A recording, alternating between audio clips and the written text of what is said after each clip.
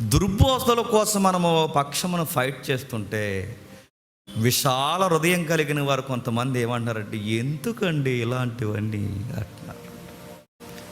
ఎవరు సేవలు చేసుకోకుండా ఎందుకండి, మరేం చేస్తారండి, ఆదివారం బిర్యానీ వండుకుని కక్క ముక్క డొక్క తినేసి దొల్లుతారా అని అడుగుతున్నాను నేను. తెలుగు రాష్ట్రాల్లో ఏం జరిగినా మీకు పట్టదా? తెలుగు రాష్ట్రాల్లో వదిలేయండి, సార్వత్రిక సంఘాల్లో ఏం జరిగిందనా మీకు బాధ్యత లేదా? అంటే ఎవడ బోధ వాడిది, ఎవడ ఫిలాసఫీ వాడిది, ఎవడికి వాడే ఈ జనాల మీద రుద్దేస్తుంటే అడగరా? కడిగి పడేస్తారు. ఈ విషయంలో మీరు అనేకులకు శత్రులు అవుతారండి. అవడానికే పుట్టాం. సత్యమున పక్షమున నిలబడ్డానికే మేము పుట్టాం. ఈ గొంతులో ఊపిరున్నంత కాలం, ఈ సేవా జీవితం చేస్తున్నంత కాలం, మా కళ్ళ ఎదుట మా సమకాలీన జీవితంలో, అది మా మాతృభాషలో ఈ దుర్బోధలు ఏ రంగం చేస్తే ఊరుకుంటామా? కడిగి పడేస్తాం. ఇలా మనం ఎంత సీరియస్గానే బైబిల్లో తిమోతి కానీ, పౌలు గారు కానీ, అపోస్తులు కానీ అరే దుర్బోధతో ఫైట్ చేశారా అని ఎంత స్పష్టంగా మనం మాట్లాడితే, మీరందరూ కలిసి సంఘాలను ఏం చేద్దాం అనుకుంటున్నారు? పార్టీ ఆడదాం అనుకుంటున్నాం. ఏం చేద్దాం అనుకుంటున్నారు అడుగుతాడు. అసలు వీళ్ళు ఎలాంటో చెప్పినా వీళ్ళు ఫైట్ చేయరు. చెప్పండి, చేసేవాళ్ళు చేయనివారు. అందుకే గుర్తుపెట్టండి, పరిగెట్టేవాడికి అవసరమైతే భుజం తట్టండి. పరిగెట్టడం చేత కదా, మజ్జిగ తాగేసి ఇంట్లో ఉండండి, బయటికి రాకండి. మేము ఫైట్ చేస్తాం.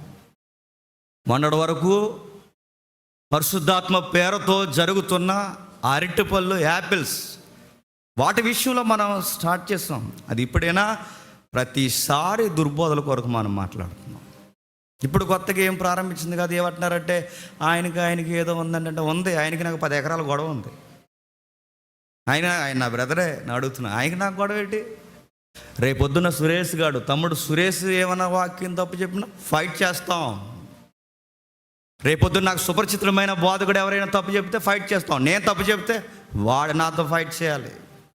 ఇది క్రైస్తవ్యానికి లెగసీ.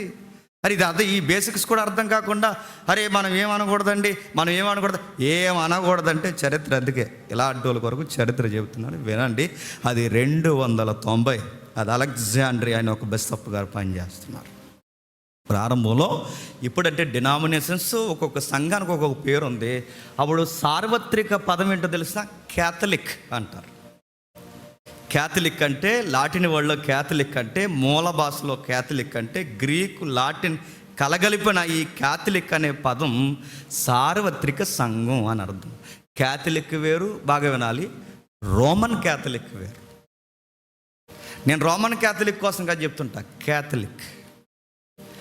ఆ టైంలో బిషప్స్ ఉండేవారు, ఆ టైంలో ఆర్చ్ బిషప్స్ ఉండేవారు, ఆ టైంలో హెల్డర్స్, చాలా కేటగిరీస్ ఉండేవి. సంఘాన్ని అలా నడిపించేవారు. నిజానికి బైబిల్ ప్యాటర్న్ బేస్ చేసుకుంటేనే కొన్ని కేటగిరీస్ ఎడదీశారు. సంఘం ఒక సిస్టమేటిక్గా నడవాలని పెద్దలు ప్రారంభించారు ఇదంతా. ఇదిగో భోజనాల దగ్గర 7 మెంబర్స్ ఉండాలని అపోస్తులు పెట్టారా లేదా? 6వ అధ్యాయంలో. భోజనాల దగ్గర ఒక సిస్టమ్ ఫాలో అవ్వాలంటే, సిస్టమ్ ఫాలో అవ్వకపోతే సాంబార్ కూడా ఉండద్దారా? మంచి కూరలు దాచేసే పెద్దలు ఉంటారు తెలుసా, అందరు కాదులేండి, మంచి వాళ్ళు ఉన్నారులేండి, మళ్ళీ మమ్మల్ని అనేసారా అంటారు. ఒక సిస్టమ్ ఉండాలి. భోజనాల దగ్గర ఒక సిస్టమ్ ఉండాలి, బోధ దగ్గర ఒక సిస్టమ్ ఉండాలి. ప్రతి దిక్కున ఒక సిస్టమ్ ఫామ్ అవ్వకపోతే అలజడ అవుద్ది, గలిబిలు అవుద్ది.